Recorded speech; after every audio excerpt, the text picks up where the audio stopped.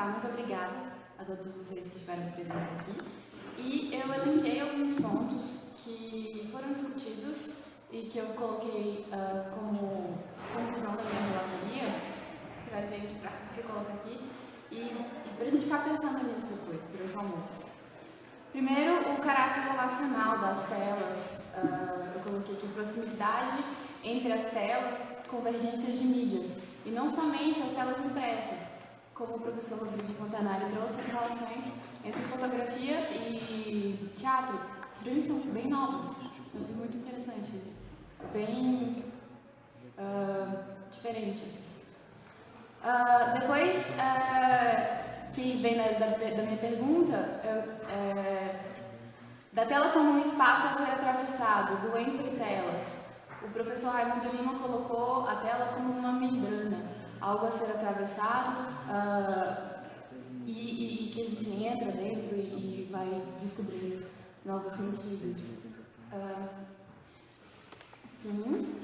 Isso me fala dos limites, dos possíveis limites da tela, limites, não sei, mas talvez fronteiras, que me leva diretamente para as relações que são estabelecidas entre o sujeito leitor ou o sujeito observador e as telas. O Pedro falou bastante da liberdade do sujeito, da leitura, como ela é livre e de como a gente não tem controle, a gente não, porque não produz, mas de como quem produz as telas não tem controle sobre como quem vai receber aquilo vai receber. É sempre novo, também quando você se depara mais de uma vez com o mesmo objeto, você vai ter outra recepção, é sempre um universo aberto para isso. Houve uma concordância no que se refere ao papel crucial das imagens, porque afinal de contas nós somos seres que somos formados a partir de imagens. O mundo se mostra para a gente, do mostrar-se. A gente percebe pelas imagens, então nós somos construídos por imagens e construímos imagens ao todo tempo também. Algo que eu achei bastante interessante e que foi bastante discutido, principalmente agora no fim com as perguntas, foi um questionamento que foi apresentado por esse grupo de discussão a um aspecto elitista que circunda a discussão dessas artes. Isso é extremamente interessante, pensando como estudante no momento que a gente está vivendo e como estudante que trabalha com essas formas de arte. A professora Ana Beatriz colocou na fala dela que ela considera uma compreensão elitista quando se fala da cultura como algo cercado de obstáculos. E eu acho que o papel da academia é realmente desvelar esses obstáculos, porque a ideia de colocar a cultura como algo muito num patamar elevado, que todas as pessoas não têm acesso, é algo meio elitista. Sobre o fim da arte, eu até estava conversando com o Ciro e com o João no coffee break. Acho que a gente tem que pensar sobre o que a gente está perguntando nisso. O que a gente está considerando arte e o que a gente está considerando o fim de uma arte.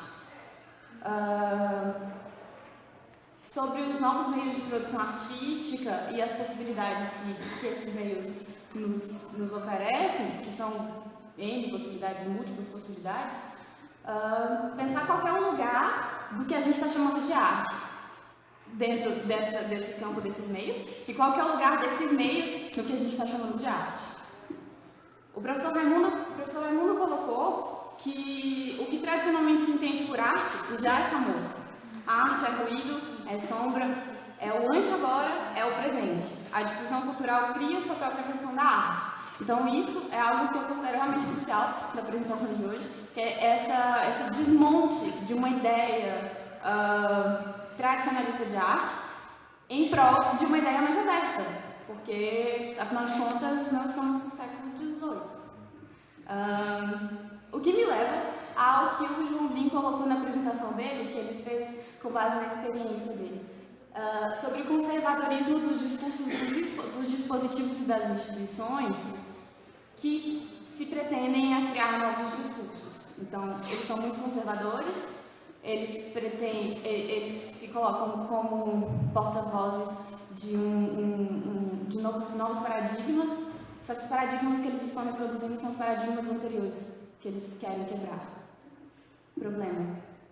Aí, um dos outros problemas é que os recursos utilizados nesses ambientes, a partir da fala do João Lin, fala a experiência dele, eram recursos completamente de classe média e não havia presença do olhar periférico, da juventude periférica. E é isso que eu proponho, como é que nós pensamos sobre a arte, o lugar de quem faz a arte e o lugar de quem não está dentro do quadro da arte. Veja a periferia, os olhares os olhares exteriores a isso, como a sarjeta do quadrinho. E é isso. Muito obrigada a todos vocês.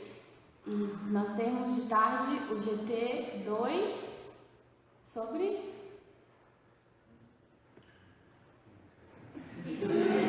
artes urbanas, grafite. Artes urbanas, arquitetura e performance. Arquitetura e performance. Artes urbanas, arquitetura e performance. Bom almoço para todo mundo. Obrigada.